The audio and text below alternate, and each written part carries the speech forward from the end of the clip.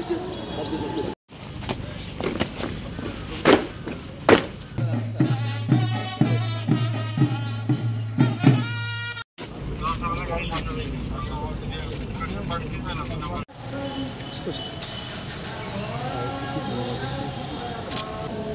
উন্মোচন করবেন বাংলাদেশের মাননীয় প্রধান বিচারপতি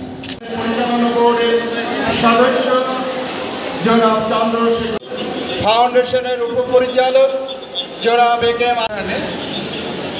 আজকের এই মঞ্চ যেটি অলিম্পিক অতিথি হিসেবে নারায়ণগঞ্জ 3 আসনে এবং সোনারগাঁ জিয়ার ইনস্টিটিউশন স্কুল এবং আলোচিত শিল্পী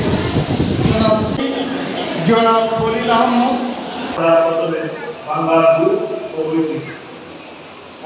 এক এক জায়গায় এক এক বাদ্যযন্ত্র তৈরি।